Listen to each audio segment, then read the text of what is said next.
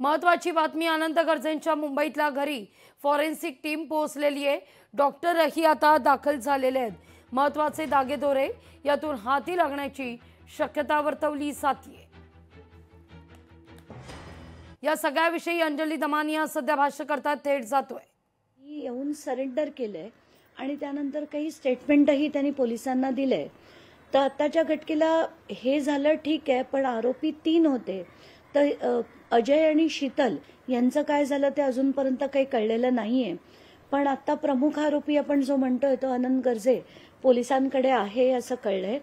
या व्यतिरिक्त तेवढं होतंय की नाही तेवढ्यात मला त्यांच्या गावाकडून म्हणजे पाथर्डी तालुक्यातनं त्या अंत्यविधीचे सगळे फोन यायला लागले। तिथे प्रचंड तमाशे केले गेले, कारण आताच्या घटकेला मला जी माहिती तिच्या मामांकडनं मिळाली की त्या पूर्ण नातेवाईकांनी ठरवलं की आनंद गर्जेच्या घराच्या बाहेरच असा हा अंत्यविधी करायचा। खरं तर मला हे बिलकुल पटण्यासारखं नव्हतं, म्हणून मी त्यांना म्हटलं तुम्ही मला आधी विचारलं असतं तर मी असं करू नका असंच तुम्हाला सांगितलं असतं। पण अंत्यविधी तिथे करायचं ठरवलं, मग त्याच्यात बाचाबाची झाली। काही माध्यमं तिथे पोहोचल्यानंतर तुमचे कॅमेरा फोडून टाकू इथपर्यंत त्यांची मजल गेली। मग त्यानंतर ते त्यांनी पूर्ण उचलून लाकडं बिकडं जी होती ती थोडी डिस्टन्सवर नेली। म्हणजे दोघांनी ठरवलं की दोन्ही बाजूच्या नातेवाईकांनी ठरवून मग ते थोडं लांब त्यांनी केलं आणि आज हा अंत्यविधी झाला। मला या गोष्टीचं दुःख तर खूप आहे, पण चीडही येते की या प्रत्येक गोष्टीत आता म्हणजे राजकारणी तर राजकारण करतातच, आता पीए सुद्धा राजकारण करताना दिसत आहेत आणि अतिशय दुर्दैवी आहे, चीड आणणार आहे।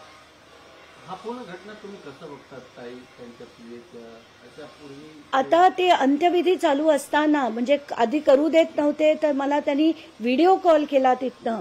ते व्हिडिओ कॉलचे मी काही स्क्रीनशॉट्स देखील माध्यमांना दाखवले की मी म्हटलं तिथे तुमचे कोणीच जात नाहीयेत प्रतिनिधी, तुम्ही काहीतरी त्यांना मदत करा।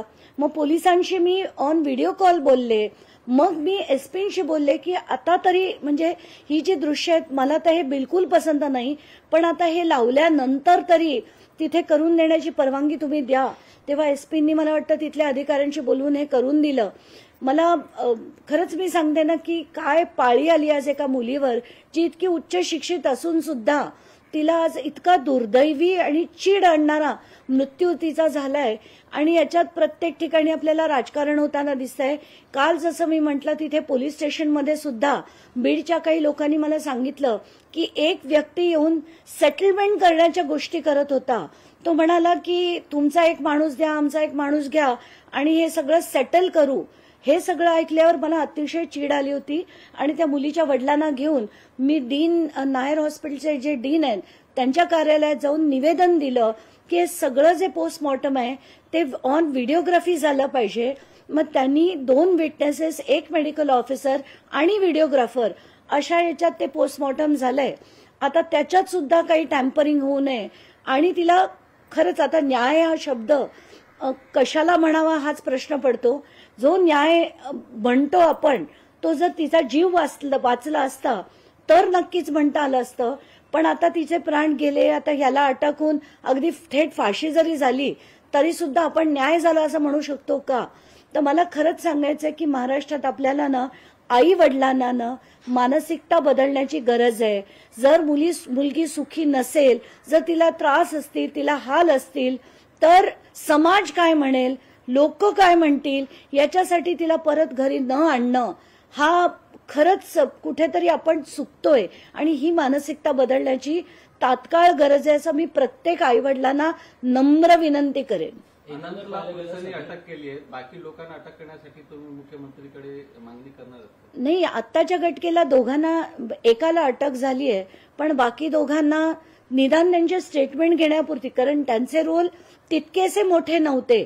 आता जे शीतल आंधळेचं मी ऐकलं की तू जर तुला नांदायचंय तर नांद, नाही तर आम्ही आमच्या भावाचं दुसरं लग्न करून देऊ, असं जर कुठली नणंद म्हणत असेल, एक स्त्री म्हणून तिची साथ देत नसेल तर हा प्रचंड मोठा गुन्हा आहे। पण आता या सगळ्यांना त्यांचे स्टेटमेंट्स घेऊन याच्यातल्या योग्य त्या चौकशी करून, म्हणजे तो पंकजा मुंडेचा पीए आहे म्हणून जर हे दाबलं गेलं तर तसं होऊ देणार नाही। मला तर पंकजा मुंडेंकडनं ही अपेक्षा होती की त्यांचं कालचं जे स्टेटमेंट होतं ते मी ऐकलं, त्याच्यात सरळ लिहिलंय की 6:30 ते 6:45 मध्ये मला ही माहिती मिळाली. मग पंकजाताई, तुम्ही त्या कुटुंबाला, जे पालवे कुटुंब होतं, तुमच्याच आडनावाचं कुटुंब होतं, त्या आडनावाच्या कुटुंबाला तुम्ही का मदत केली नाही, का तात्काळ पोलीस स्टेशनमध्ये गेला नाही? ती जी सासरची माणसं होती ती देखील पोलीस स्टेशनमध्येही नव्हती, हॉस्पिटलमध्येही नव्हती. ते सगळं का झालं? ती केवळ आत्महत्या असती, ते सगळं झालं नसतं. तुम्ही त्यांना मदत करणं गरजेचं होतं, पोलिसांशी बोलणं गरजेचं होतं, अंत्यविधीला उपस्थित राहणं गरजेचं होतं. जर तुम्ही लग्नात होतात, पुत्र समान मुलगा होता, जर तो तुमचा पीए होता, तर मग त्याची बायको जेव्हा गेली, तुम्ही तिथे का गेला नाहीत? असंख्य प्रश्न आहेत. पण जसं मी म्हणते ना की यांच्या घाणीच्या राजकारणात खरंच मला पडण्याचे, ते किळसवाणी राजकारण झालंय, मला पडण्याची इच्छा नाही. हे राजकारण खरंच किळसवाणी झालंय का? एकंदर पाहिलं गेलं तर आतापर्यंत नेत्यांची नावं येत होती, पण आता पीए वगैरेंची पण नावं येताना दिसत आहेत. तरी कुठपर्यंत राजकारण म्हणजे मला आता असं वाटतंय की आता जे राजकारणी दादागिरी करायचे, तसंच आता पीए सुद्धा दादागिरी करतायत की काय? कारण आताच्या घटनेला आपण बघितलं, त्यांच्या गावाकडे पोलीस फाटा होता आणि पोलीस सुद्धा मज्जाव करत होते, सगळं लोकांना थांबवत होते, धमकवत होते. आणि हे कुटुंबाचे लोक सुद्धा मीडियाला तुझा कॅमेरा फोडून टाकू इथपर्यंत बोलण्याची मजल जर आज एखाद्या राजकारणाच्या पीएला सुद्धा असेल किंवा त्याच्या कुटुंबियांना असेल, तर आपण आता समजू शकतोय की हे राजकारण किती घाण होत चाललंय, कुठच्या स्तरावर पोचले, आणि हे कुठेतरी थांबायला हवं. पंकजा मुंडे यांनी चौकशी करण्याचे आदेश दिले आहेत की स्पष्टपणे तुम्ही चौकशी करा, जे कोणी दोषी असेल त्यांना. हा ना एक स्टँडर्ड डायलॉग झालाय महाराष्ट्राचा की याची चौकशी झाली पाहिजे, निष्पक्ष चौकशी झाली पाहिजे, कोणालाही सोडण्यात येऊ नये. हे तेच डायलॉग परत परत मांडले जातात. पण पंकजाताईंनी हे सांगणं गरजेचं आहे की त्या उपस्थित का नव्हत्या? 6:30 ते 6:45 त्यांना कळलं, तर त्यांनी कुठल्या पोलीस स्टेशनला याची इन्फॉर्मेशन दिली की अशी अशी आत्महत्या झालीय? का हे केलं गेलं नाही? आणि त्या स्वतः ज्या वरळीतच त्यांचं ऑफिस असताना त्यांच्यापैकी तुम्हाला जमत नसेल, तुमच्या ऑफिसमधल्या काही लोकांना तरी मदतीला हात देण्यासाठी पाठवणं गरजेचं होतं, तसं तुम्ही करताना दिसत नाहीत. त्या गरजे कुटुंबाची कुठलीही व्यक्ती ना पोलीस स्टेशनला होती ना तिथे हॉस्पिटलमध्ये. म्हणजे ते पूर्ण पोस्टमॉर्टम होईपर्यंत, ते पूर्ण बॉडी घेऊन जाईपर्यंत तुमच्यापैकी कोणीच का उपस्थित नव्हते?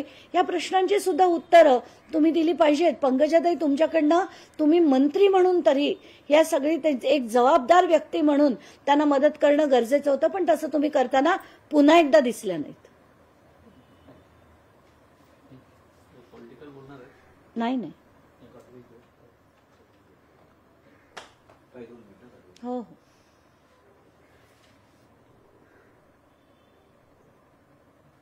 पंकजा मुंडेंचा पीए असल्यानं प्रकरण दाबलं जाऊ नये असं म्हणतात अंजली दमानिया. मुलीच्या कुटुंबियांना का मदत केली नाही असा सवाल पंकजा मुंडेंना देखील अंजली दमानिया यांनी उपस्थित केलेला आहे. तर महाराष्ट्राचं राजकारण अतिशय खराब होत आहे हे सांगत असतानाच आता मात्र पीएंची सुद्धा दादागिरी वाढली आहे का, ही शंका अंजली दमानिया यांनी उपस्थित केली आहे.